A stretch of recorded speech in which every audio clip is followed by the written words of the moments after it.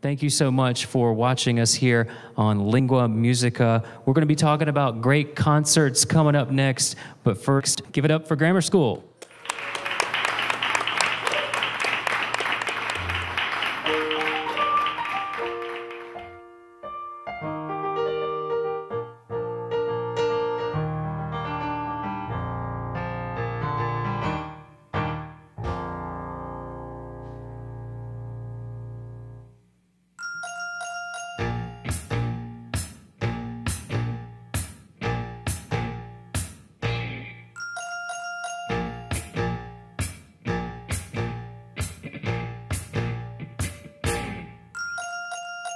Whom it may concern this, that is to uphold my support for the man who can strip anyone's accord in 10 seconds flat.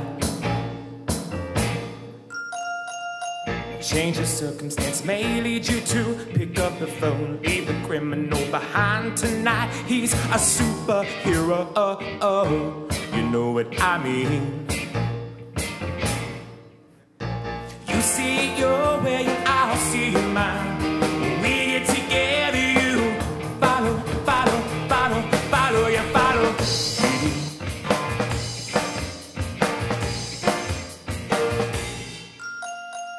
No need to chat, just stand back and let the man begin. Skip, spin, scratch, snap, and bend your in, just like that.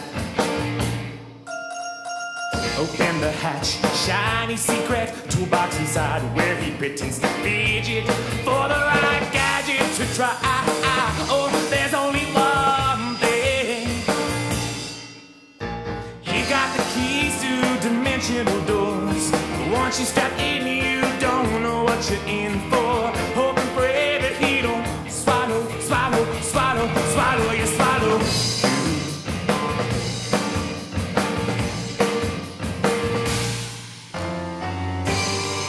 You know, when it snows, he gets lonely, cause the chance to prove won't come around. Yeah, yeah, did you know that I got lost? Guessing candy was my remedy for the night.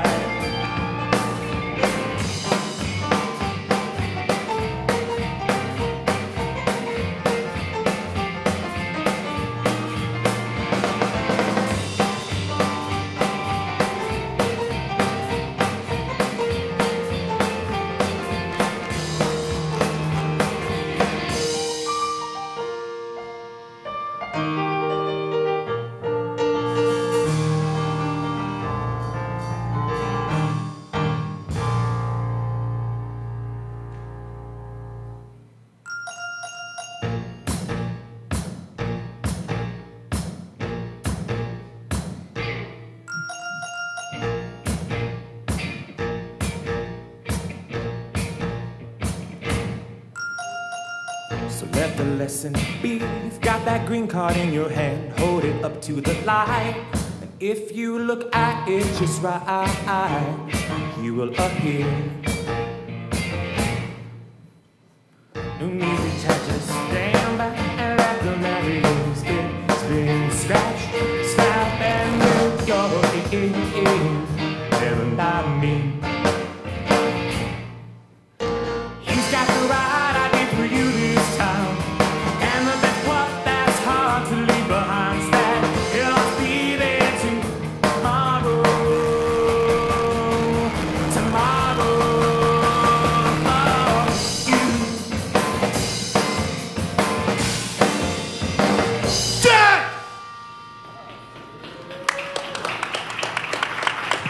Thanks.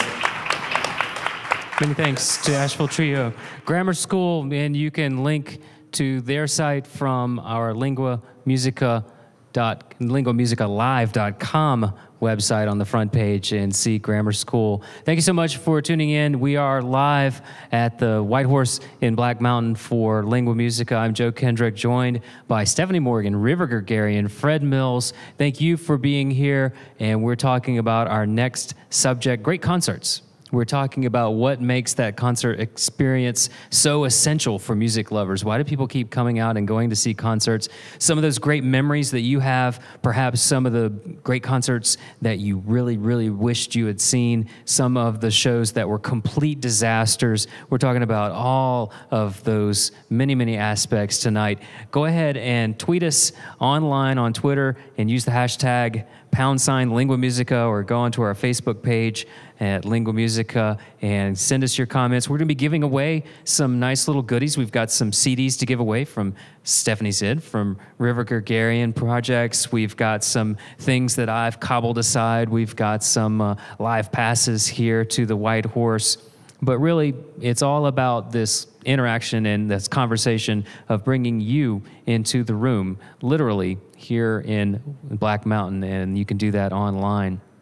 Talking about great concerts, Fred, what really makes a great concert for you? I was trying to compile a list of some of the classic shows, and I realized I would wind up just, I've been going to concerts ever since April 7th, 1970, when I saw Led Zeppelin at the Charlotte Coliseum, and the most recent show I saw was Billy Bragg at the Orange Peel a couple of weeks ago.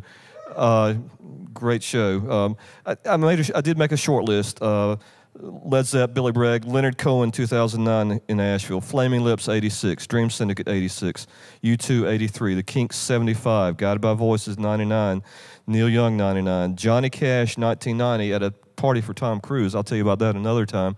But what they've all got in common, and I think that this is something people can relate to, is that each of those shows, there was something personal that kind of transferred between the audience and the performer.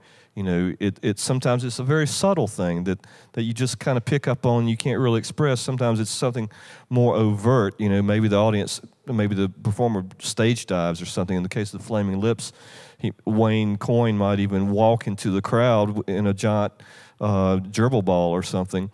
And it just seems like the common denominator is always the connection that is made. And a lot of other factors go into it, the venue itself and sound and the crowd. But bottom line, I've said this before, I think an audience and a fan can tell if a performer is faking or just going through the motions. Someone recently told me that Josh Ritter played in Asheville a while back, and he came out and said, "Hello, Raleigh." And he recovered, but he was clearly on autopilot there, at least for a few minutes, and that has the potential to kind of mess it up for an audience if they sense that he's just a performer, because we want our entertainers and our artists to kind of touch us on the inside, and the way they do it is they make you feel that you're part of the experience, right? I mean, you guys are performers.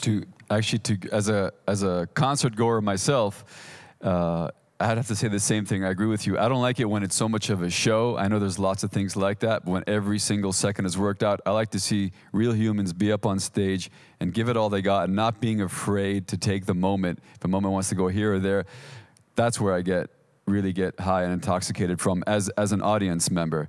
Because I'm a type of person who my whole youth was pretty much shaped by going to see live music and going into record stores and then practicing and then hanging out with my friends, of course, and this kind of things. But when we moved from Canada to an area very close to New York and in New Jersey, when I was about, say, 14 years old, I would just go out into New York on the weekends on a train. My parents didn't really understand New York because they were from a different country.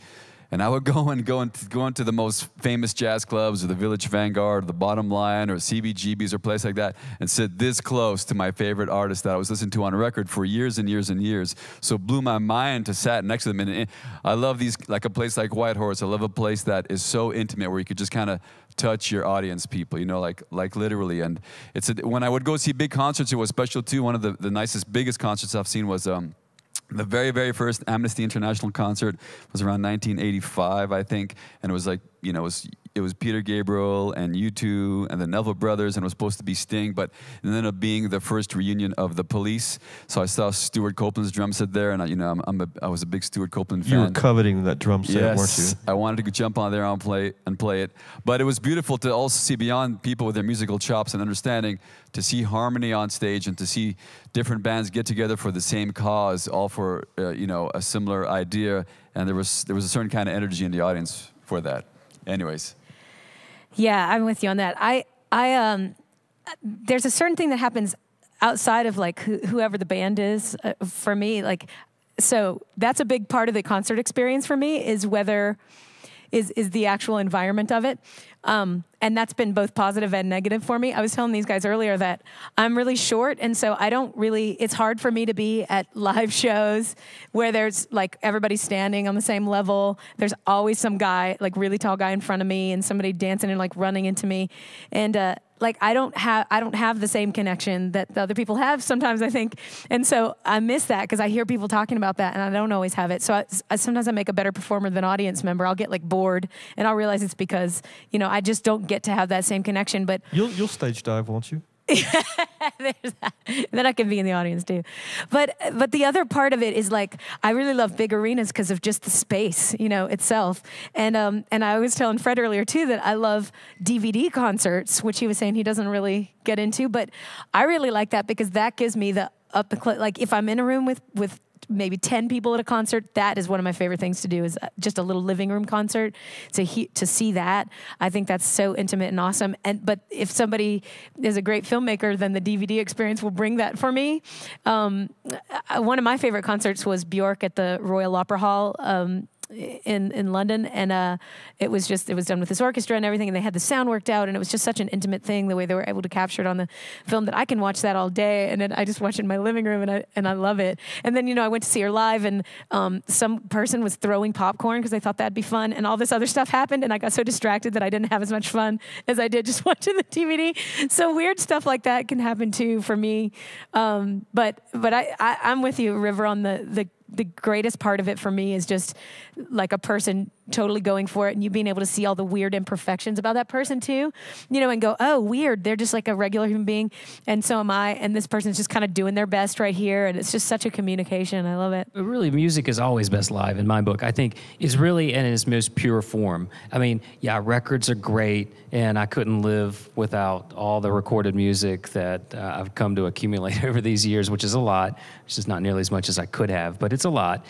But going and seeing it live, you get everything, and even with a few clams, from the guitar player or whatever, it's all the audience, it's the whole experience. I think about half the fun is just the audience itself and people watching and being in that moment. That's funny. I was thinking when I saw Two Bob Crew at the Orange Peel earlier this year, and then again at Belcher out in the street. And, I was looking out and these expressions of just pure joy on the faces of the people. I mean, Two Bob is a band that really makes that connection. And anybody that has never seen them, I urge them to go see them fast. But it just seemed like a wave was spreading. I remember I was looking up Battery Avenue in Asheville and seeing this wave of people just bouncing up and down.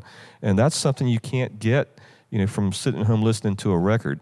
And you're part of that, and you're in the moment. Even if I was kind of in observer mode at that point, but I was feeling that excitement that was just coming off the audience and everything. We're getting one comment that's pretty relevant to what we're saying on our Twitter feed at #Lingua Musica, and talking about liking artists like David Lamott who use a mix of music and conversation with the audience. Now, there's a lot of that goes on, and on the flip side of that, you can also find out very quickly at a live performance that your hero isn't quite just such an honorable person, perhaps. There's a lot of times when you can find out that this person's kind of a jerk. But it's kind of neat. I mean, I think just if you're getting something real, then that's great. I mean, David Lamott is a great storyteller, so I get why somebody would want to feel, I remember going to one of his concerts ages ago and feeling that, whoa, you can, like, it was like we were all brothers and sisters in that room, and that is, I think, what we're all going for is this big, we want to feel like we're part of a big family, whether it's us, me and the band, or whether it's me and the band and like 80,000 people in an arena. That just feels great when you're all singing together, or that's what you go for, is to like get drunk on that whole feeling. It's that common experience which is entirely necessary, I think.